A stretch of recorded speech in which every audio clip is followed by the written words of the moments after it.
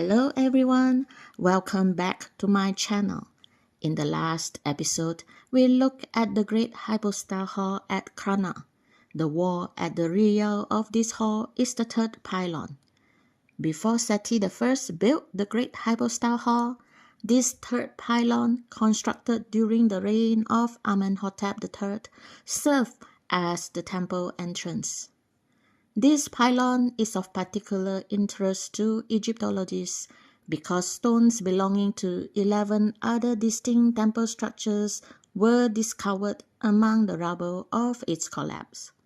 It is believed that blocks from earlier buildings were dismantled and used as fill material for the pylon. Although the pylon was built during the reign of Amenhotep III, its decoration was completed by his son Amenhotep IV.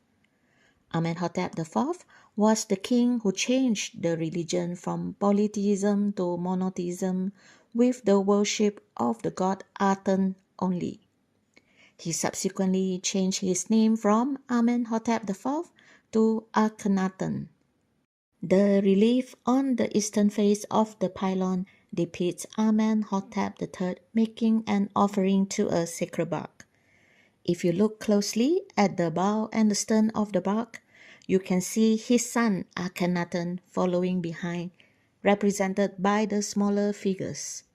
Because Akhenaten later renounced the worship of the god Amun, his image was erased by Amun's priests and replaced with depictions of offering tables. Beyond the third pylon lies the courtyard of Amenhotep III. Originally, the courtyard featured 4 obelisks, but today, only the one which was erected by Thutmose I remains standing. The northern obelisk collapsed over 2 centuries ago, and its pyramidion lies just besides, over there. Another pair belonged to Thutmose III. Only their bases remain in situ, while other fragments, including their pyramidions, are now displayed in the Great Court. Each obelisk was carved from a single block of granite, without any joints or seams. This granite was sourced exclusively from Aswan. After being quarried and shaped into obelisks, the stones were transported to Luxor via the Nile. Weighing hundreds of tons, these obelisks represent an engineering feat of unimaginable skill achieved entirely through manual labor, from quarrying and transport to the final erection of the monuments. Beyond the courtyard lies the 4th pylon, constructed during the reign of Thutmose I. As a pharaoh of the 18th dynasty, he ushered in a golden age for Egypt. Passing through the 4th pylon, one encounters the 5th pylon, which was also built by Thutmose I, with the Wajet Hall situated between the two. Thutmose I was the first pharaoh to undertake an expansion of the temple complex. He enlarged the temple of Amun, which dated back to the Middle Kingdom, and added the first pylon of the Karnak Temple, the structure now known as the 5th pylon. The Wajet Hall houses the obelisk of Queen Hatshepsut, standing 29 meters tall and weighing 323 tons. It is the tallest obelisk in Egypt today. Its shaft is covered in inscription praising the god Amun and recording Hatshepsut's name and achievements. Hatshepsut was one of the few women in ancient Egyptian history to be formally crowned pharaoh. The legitimate daughter of Thutmose I, she married her half-brother Thutmose II. Following his death, the throne passed to her stepson Thutmose III, as she had no legitimate son of her own, though she later usurped the throne to become king herself. Thutmose III ascended the throne after the queen's death. The condemnation of memory of Queen Hatshepsut was initiated decades after her death. Instead of smashing them, Thutmose III walled up her obelisk and added a roof at Wajat Hall. Upon close inspection, one can see that the color of the obelisk tip differs from that of the lower section, as the top was exposed to the sun above the roof line for a long period. The other obelisk had previously collapsed due to an earthquake, but was re-erected in 2022 following expert restoration. It now stands near the sacred lake. Beyond the fifth pylon lies an eastern courtyard where Thutmose III added the sixth pylon, resulting in a very short distance between the two structures.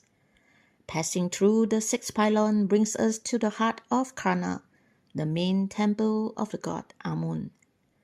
The palace of Maat, originally built during the reign of Queen Hatshepsut, was located here.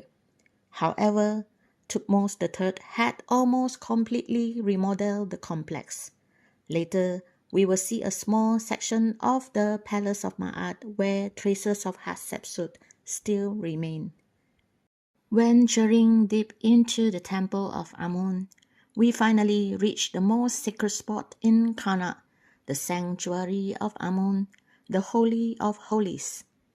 Before the entrance, on the left are two statues, one of Tutankhamun and the other of his queen Amun, while two columns stand before the doorway, adorned with the lotus and papyrus motifs representing Upper and Lower Egypt respectively. This sanctuary was built in honor of Philip III Aridius, the half-brother of Alexander the Great. Constructed of granite, it replaced an earlier sanctuary built by Thutmose III. Stepping inside, we can see that some of the reliefs remain intact. Although the ceiling is partially damaged, traces of a star pattern are still visible. The central pedestal that once held the deity statue remains in place. Like the inner sanctums of all ancient Egyptian temples, the space is dim, creating an atmosphere of sanctity and solemnity. After exiting the temple, turn left and head toward the rear. On the outer wall, you can see reliefs that remain almost perfectly preserved. Once you reach the back of the temple, remember to turn left again. The adjacent structure is part of the Palace of Maat, one of the few that remain after remodel by Thutmose III. The scenes depicted on this wall are known as the annals of Thutmose III, illustrating the pharaoh making offerings to the god Amun at the Karnak Temple complex. In the relief, Thutmose III is shown preceded by two flagpoles and a pair of obelisks, the obelisk he erected in front of the seventh pylon.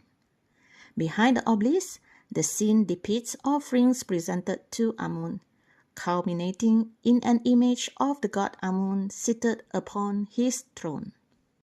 To the left of this wall lies an entrance leading to a small chamber within the palace of Maat, dating back to the reign of Hatshepsut.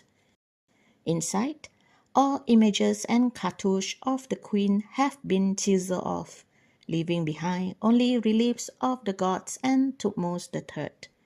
The reliefs and colors in this chamber are remarkably well preserved, offering a glimpse into the craftsmanship of the queen's era. After leaving the temple of Amun, we continue toward the rear. The open area before us marks the site of the temple's earliest structures, the remains of Temple of Middle Kingdom, though today only a few stone blocks and an altar survive. The building visible in the distance is the festival hall of Thutmose III. It holds a surprise, so let's take a closer look. Thutmose III left behind numerous structures here, expanding the Karnak Temple complex of his time by at least 30%. The walkway we are currently following toward the festival hall is known as the King's Corridor. On the right, is the King's Stations, structures built by Thutmose III to serve the route leading to his festival hall. At the end of the corridor lies the entrance to the festival hall, flanked by two standing statues of Thutmose III depicted as Osiris. Beyond the entrance, a series of small chambers serve as chapels for deities. Turning to the left, one encounters a replica of the Karnak king list. The original is currently housed in the Louvre. The reliefs in the Karnak king list depict Thutmose III making offerings to a succession of 61 kings dating back to the Second Dynasty. Although this list omits rulers deemed illegitimate and is less comprehensive than the king list found at Abydos or the Turin king list, it remains crucial for Egyptologists. Our current understanding of the chronological order of ancient Egyptian kings is partly derived from cross-referencing these various lists. Next, we arrive at the festival hall of Thutmose III, originally constructed to celebrate his jubilee. During the Roman period, the hall was converted into a Coptic church, as well as serving as a home for the Coptic during times of persecution. Traces of this Coptic church remain visible today, such as an ancient Egyptian statue was turned into the shape of a cross, as well as paintings of the Virgin Mary at the tops of the columns. Beyond this hall lie structures built during the reign of Thutmose III, and here a surprise awaits. After climbing a short flight of stairs, you reach the Botanical Garden of Thutmose III. You might be wondering where the animals and plants are. In fact, they are carved directly onto the walls. Before Hatshepsut died, Thutmose III spent a long period of time in military campaigning across various lands. He collected various types of flora and fauna from the regions and had them depicted on these walls. Continuing past the Botanical Garden brings you to the rearmost section of the Karnak Temple complex. In ancient times, commoners were not allowed inside the temple. Hence, Thutmose III constructed a contra-temple outside the rear wall, allowing the people an opportunity to offer worship to the gods. This rear of the temple once housed 5 obelisks, 1 pair each from the reigns of Hatshepsut and Ramesses II, now have collapsed. And a single unit obelisk, the tallest of its kind in the world, construction began under Thutmose III and erected by his grandson Thutmose IV. This unit obelisk is now standing in the Lateran in Italy. Further back lies the temple of Ramesses II. Most of its structures have collapsed, and beyond it stand the east gate and enclosure wall built during the reign of Netanyahu I. Today, we have covered the entire west to east axis of the Karnak Temple complex. In the next episode, I will take you to the Sacred Lake and explore the north to south axis. Please remember to like, subscribe, and share the video. Don't forget to hit the bell so you will be notified when new videos are online. See you next time. Bye.